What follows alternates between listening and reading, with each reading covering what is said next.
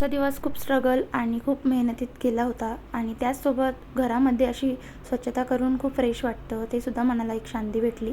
तर सकाळी सकाळी झालं असं की मला उठायला थोडं लेट झालं आणि मला बरं नसल्यामुळे मी काय केलं ना, घरातली जी काही कामं होती ती 2-3 दिवसापासून तशीच पेंडिंग होती.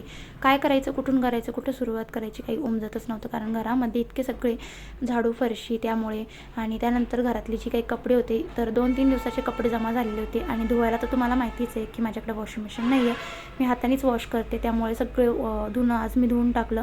कपडे वगैरे लगेचच सुकत घातले, कारण आता संध्याकाळचा टाईम झालेला होता. संध्याकाळचं हे रुटीन मी तुमच्यासोबत शेअर करते आहे. बऱ्याच वेळा काय होतं ना, की सकाळचं काम करता करता किंवा सकाळी इतकं लेट होऊन जातं ना, की बरं नसल्यामुळे मी स्वतःकडे सुद्धा थोडंसं लक्ष देत होती. त्यामुळे मग कामाला थोडंसं लेट झालं. कपडे वगैरे छान असे धुवून सुकत घातले. संध्याकाळचे 5:30 वाजलेले होते, त्यावेळेस 6 रुटीन आहे. त्यानंतर मग छान असं स्वतःसुद्धा फ्रेश झाली, हातपाय वगैरे धुवून घेतले, कारण घरामधली सकाळपासून जाळं वगैरे झटकून काढलं घरातलं, कारण दिवाळी जवळ आलेली आहे. घरातली एकूण एक कानाकोपरा क्लीन केला पाहिजे, त्यामुळे छान फ्रेश झाली, हातपाय वगैरे पुसून घेतले आणि मग किचन बघू शकतात. असं स्वच्छ किचन बघून अगदी फ्रेश वाटतं. बेसिंगसुद्धा बघू शकतात.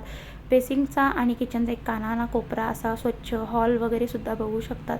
अगदी स्वच्छ आवरून घेतला, कारण आज दिवसभर मी बिझीच होती आणि सकाळपासून झटकझटकची कामं, दिवाळीची क्लिनिंगची कामं चालू होती. तर मी जितकं शेअर करतील तितकं करत आहे. आणि बघा, बेसिंगसुद्धा बघू शकतात, खूप छान स्वच्छ घासून काढलं.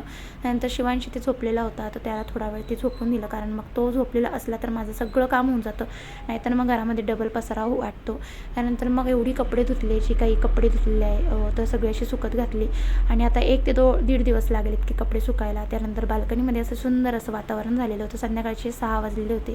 त्यानंतर मग बाल्कनीमध्ये छान असे हे झाडं आहेत, ते छान असे तुम्हाला दाखवते, की असे छान असे फुललेले होते. मी बऱ्याच दिवसांनी असे झाडांना जवळून बघितलं. त्यानंतर किचनमध्ये आले. किचनमध्ये आल्यानंतर जे काही सुकलेला कपडा होता, छान असं घडी घालून ठेवला, पातेलं वगैरे खाली ठेवून दिलं आणि त्यानंतर दिवाबत्ती करायची, त्यामुळे सगळ्या घरातल्या लाईट्स वगैरे ऑन केल्या आणि मग लाईट ऑन केल्यानंतर छान असा दिवा लावायला घेतला.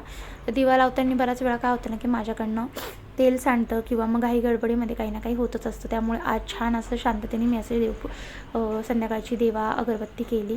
छान देवाला छान अगरबत्ती लावून अशी छान प्रार्थना केली.